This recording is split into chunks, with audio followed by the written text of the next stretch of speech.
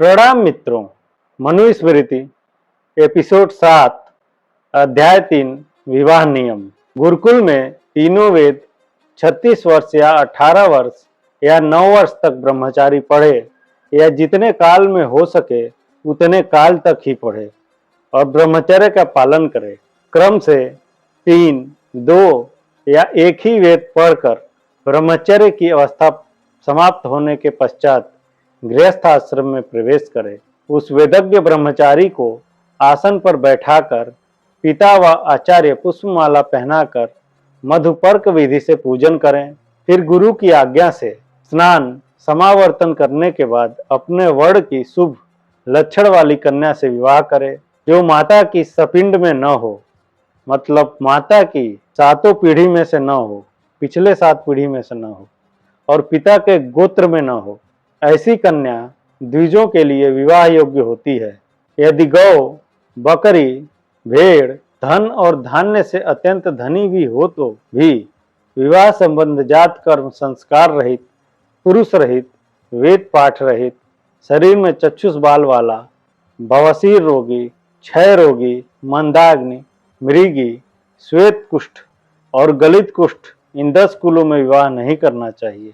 कपिल रंग वाली, अधिक अंगों वाली, रोगी, बिना बाल वाली, अधिक बाल वाली, ज्यादा बोलने वाली और पीली आंखों वाली कन्या से विवाह न करें। नक्षत्र, वृक्ष, नदी, मलेच्छ, पर्वत, पक्षी, सांप और शूद्र नाम वाली और भयानक नाम वाली के साथ विवाह न करें। सुंदर अंग वाली, सुंदर नाम वाली, हंस और हाथी के समान चलने वाली, पतले रोम, बाल और दांत वाली, कोमल शरीर वाली कन्या के साथ विवाह करना चाहिए। जिसका भाई न हो, जिसके पिता का पता मालूम न हो, ऐसी कन्या के साथ पुत्रिका धर्म से डरकर विवाह नहीं करना चाहिए। मित्रों, पुत्रिका धर्म ये होता है कि जिसका प्रथम पुत्र नाना को गोद धर्म से देना पड़े उसको पुत्रिका कहते हैं। ब्राह्मण, क्षत्रिय और वैश्य को अपने वर्ण की कन्या से विवाह श्रेष्ठ है, परंतु कामवश होकर जो विवाह होता है वह अधम विवाह है। शूद्र पुरुष शूद्र कन्या के साथ, वैश्य कन्या और शूद्र कन्या के साथ, क्षत्रिय कन्या, वैश्य कन्या और शूद्र कन्या के साथ, ब्राह्मण कन्या, क्षत्रिय कन्या, वैश्य कन्या और शूद्र कन्या के साथ विवाह कर सकता है। ब्राह्मण और क्षत्रिय को आपत्ति काल में भी शूद्र कन्या से विवाह नहीं करना चाहिए। जो द्विजाति मोहवश हीन जाति की कन्या से विवाह करता है वह अपने कुल और परिवार को ही शूद्र करता है। शूद्र कन्या के साथ विवाह करने वाला द्विज पतित हो जाता है। यह अत्रि और उतथ्य के पुत्र गौतम ऋषि का मत है। सौनक ऋषि के मत से क्षत्रिय शूद्र कन्या में संतान पैदा करने से पतित होता है और भृगु ऋषि के मत से शूद्र कन्या से विवाह करने वाले वैश्य के पौत्र हो जाने पर वह पतित होता है। ब्राह्मण शूद्र स्त्री के संयोग से पतित होता है और उससे संतान पैदा करने से ब्राह्मणत्व से हीन हो जाता है। शूद्र स्त्री की प्रधानता में देव पितर श्राद्ध में अन्न को ग्रहण नहीं करते हैं और वह पुरुष स्वर्गगामी नहीं होता। शूद्र का अधर चुंबन से और उसकी सांस लगने से उस पुरुष की और उसकी संतान की पाप शुद्धि का कोई उपाय नहीं है। चारों वर्णों का लोक और परलोक में हित अहित करने वाला 8 प्रकार का विवाह होता है।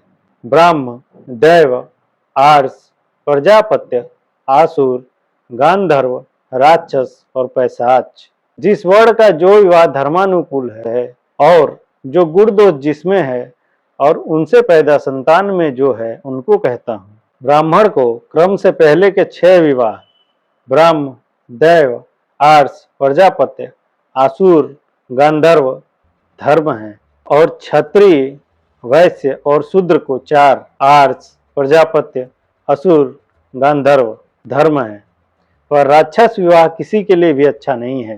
ब्राह्मण के लिए पहले 4 विवाह श्रेष्ठ हैं, क्षत्रिय के लिए एक राक्षस, वैश्य और शूद्र के लिए एक आसुर विवाह श्रेष्ठ माना गया है। 5 विवाहों में से 3 धर्म संबंधी और 2 अधर्म संबंधी हैं। पैशाच और असुर कभी करने योग्य नहीं है, इसलिए इन दोनों को कभी नहीं करना चाहिए। पहले कहे विवाह अलग अलग या मिले हुए गांधर्व और राक्षस क्षत्रियों के धर्म संबंधी हैं। वेदज्ञ और सुशील वर को बुलाकर उसका पूजन सत्कार करके कन्यादान को ब्राह्म विवाह कहते हैं। बड़े यज्ञ में ऋत्विक ब्राह्मण को वस्त्र आभूषण से सुशोभित कन्या का दान दैव विवाह कहा जाता है। एक एक या दो दो गौ बैल यज्ञ के लिए घर से लेकर शास्त्रानुसार जो कन्यादान होता है उसको आर्ष विवाह कहते हैं। तुम दोनों साथ धर्माचरण करो, ऐसा कहकर वर कन्या का पूजन करके जो कन्यादान होता है उसको प्रजापत्य विवाह कहते हैं। वर के माता पिता आदि और कन्या को यथाशक्ति धन देकर जो इच्छा पूर्वक कन्यादान है उसको आसुर विवाह कहते हैं। कन्या और वर की इच्छा से जो संयोग होता है उसको गंधर्व विवाह कहते हैं। यह कामवश भोग मात्र के लिए है, धर्मार्थ नहीं है। मारकर दुख देकर रोती हुई कन्या को जबरदस्ती उठाकर ले जाना राक्षस विवाह कहलाता है। सोती, नशे में और बेसुध कन्या के साथ एकांत में संभोग करना पैशाच विवाह होता है। यह महाअधम और पापपूर्ण विवाह है। वर के हाथ में जल देकर कन्यादान ब्राह्मणों के लिए उत्तम पक्ष है। दूसरे वर्णों में इच्छानुसार बिना जल वचन मात्र से ही विवाह हो जाता है। भृगु ने ब्राह्मणों से कहा, इन सब विवाह में जिसका जो गुण मनु ने कहा है वह आप लोग सुनिए। ब्राह्म विवाह से पैदा हुआ पुत्र सुकर्म करे तो अपने पिता पितामह आदि 10 पूर्व पुरुषों को और पुत्र पौत्र आदि 10 आगे के वंशजों सहित 21वें अपनी आत्मा को अपयश रूपी पाप से मुक्त करता है। मतलब पीछे के 10 पूर्वज और आगे के 21 आने वाले पीढ़ियों को पाप से मुक्त कर देता है एक ब्रह्म विवाह से पैदा हुआ पुत्र। दैव विवाह का पुत्र 7 पीढ़ी पहली और 7 आगे की, आर्ष विवाह का पुत्र 3 पीढ़ी पहली और 3 आगे की, और प्रजापत्य विवाह का पुत्र 6 पीढ़ी पहली और 6 आगे की, और अपने को अपयश रूपी पाप से मुक्त करता है। क्रम से ब्राह्म आदि 4 विवाहों से जो संतान होती है वह तेजस्वी और शिष्ट पुरुषों में मान्य होती है। ब्राह्म आदि विवाहों से पैदा हुए पुत्र रूपवान, सत्वगुणी, धनवान, यशस्वी, पुष्कल भोग वाले, धार्मिक होते हैं और 100 वर्ष जीते हैं। अन्य दूषित विवाहों से पैदा हुए पुत्र कुकर्मी, झूठे और धर्म निंदक होते हैं। अच्छे विवाहों से अच्छी और बुरे से बुरी संतान पैदा होती है, इसलिए निंदित विवाहों को नहीं करना चाहिए।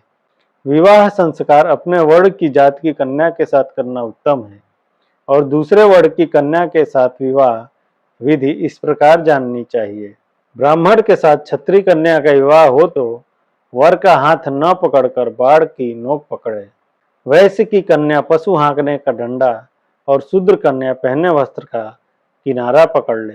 ऋतुकाल में अपनी स्त्री से संभोग करें और अमावस्या आदि 5 दिनों को छोड़ दें। स्त्रियों की स्वाभाविक ऋतु रात्रि 16 हैं, उसमें शुरू के 4 दिन निंदित हैं। उन 16 रात्रियों में शुरू के 4 रात्रि 11वीं और 13वीं निषिद्ध है, बाकी 10 रात्रि उत्तम है।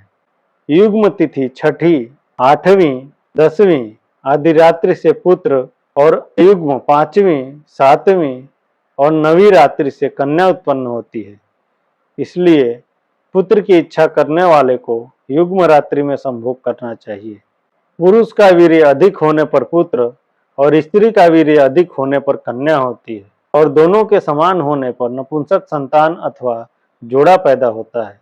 वीर्य क्षीण होने से संतान नहीं होती। पहले की दूषित 8 रात्रियों को छोड़कर बाकी रात्रि में जिस आश्रम का पुरुष स्त्री भोग करता है वह किसी भी आश्रम में रहता हुआ ब्रह्मचारी के समान ही माना जाता है। विद्वान पिता कन्यादान में कुछ भी उसके बदले में मूल्य न ले। यदि लोभ से कुछ ले लेता है तो वह संतान बेचने वाला है। स्त्री धन, वाहन, वस्त्र आदि जो पिता भाई आदि अपने भोग में लाते हैं वे नरक में पड़ते हैं। तो विवाह में जो एक एक या दो दो गौ बैल वर से लिया जाता है, कोई आचार्य कहते हैं वह मूल्य है और यह मिथ्या है, क्योंकि विक्रय का मूल्य कभी अधिक कभी कम होता है और वह नियत है, इसलिए मूल्य नहीं है। जिस कन्या का वर का दिया हुआ धन उसके पिता भाई आदि न लें और वह धन कन्या को ही दे दिया जाए, वह भी विक्रय नहीं है, क्योंकि वह कन्या का पूजन सत्कार मात्र है। मित्रों, वीडियो को लाइक करिए और अपने हिंदू समाज में ज़्यादा से ज़्यादा शेयर करिए। हिंदू से रिलेटेड ग्रुप्स, दोस्तों, रिश्तेदारों को भेजिए और हाँ, चैनल को सब्सक्राइब करना मत भूलिए। मिलते हैं मनुस्मृति के अगले एपिसोड में। धन्यवाद। जय हिंद, जय श्री कृष्ण।